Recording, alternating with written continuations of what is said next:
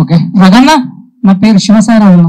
ఇక్కడ మిమ్మల్ని చూడాలని కామారెడ్డి నుంచి వచ్చిన ఒక్కసారి ఒక హగ్ అని ఇంకొకటి నేను మాట్లాడతా అక్కడికి వచ్చిన తర్వాత. 2018 నుంచి అన్న మిమ్మల్ని అబ్జర్వ్ చేస్తున్నా. 2018 నుంచి నేను అప్పుడు చాలా డిప్రెషన్ లో ఉండే అన్న. 2018 లా అప్పుడు మీ ఇంటర్వ్యూ చూసిన అన్న.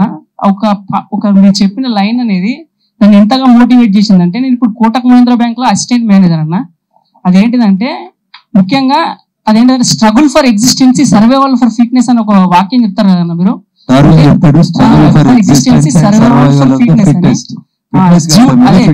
జీవుల మధ్య జాత్యాంతర పోరాటం ఏర్పడ్డప్పుడు బలమైన జీవులు మాత్రమే నివసిస్తాయి, బలహీనమైన జీవులు మరణిస్తాయి.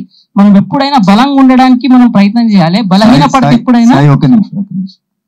సో మారుతున్న పరిస్థితులకు అనుగుణంగా నువ్వు మారితే అడ్జస్ట్ అయితే బతుకుతావు, మారుతున్న కాలానికి అనుగుణంగా నువ్వు మారకపోతే, నువ్వు అడ్జస్ట్ కాలేకపోతే బతకలేవు అనేది డార్వినిజం చెప్పినటువంటి ఆ థియరీ యొక్క ఫిలాసఫీ. నా మాటలు నేను ఇన్స్పైర్ చేసినందుకు, నేను కోటక్ మహీంద్రా లాంటి ఒక బ్యాంక్ కి అసిస్టెంట్ మేనేజర్ గా చేసినందుకు, నా మాటలు విని ఒకరైనా మారినందుకు నేను నిజంగా ధన్యమని భావిస్తా ఉన్నాను.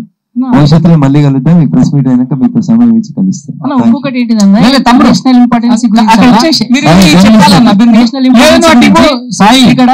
ఏంటంటే మీరు నెక్స్ట్ ఎంపీ అవుతారన్నా. మీరు గల్లీలో ఉన్న గలాన్ని ఢిల్లీ వరకు వినిపిస్తారన్నా.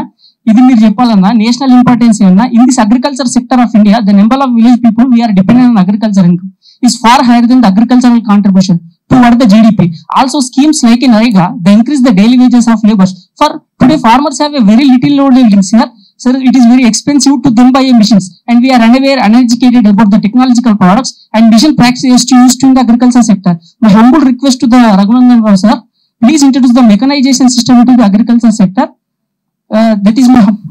తప్పకుండా సాయి, నేను మీ అందరి ఆశీస్సులతో కలిసి పార్లమెంట్ పోతే మురళీ సార్ అడిగినట్టు విద్యా వ్యవస్థలో మార్పు, మీరు కోరుకున్నట్టు రైతాంగ సమస్యల పట్ల ఖచ్చితంగా గలమై వినిపిస్తా.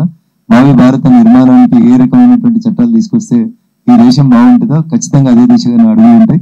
ఇందాక వారు సీనియర్ జర్నలిస్ట్ కోరుకున్నట్టు 90% వైపు ఉన్నాను, 10% వైపు ఉంటానని మళ్ళొకసారి కూడా మీ అందరికీ పాటిస్తున్నాను సార్. తర్వాత చాలా కాలాతీతమైంది సమయం కూడా.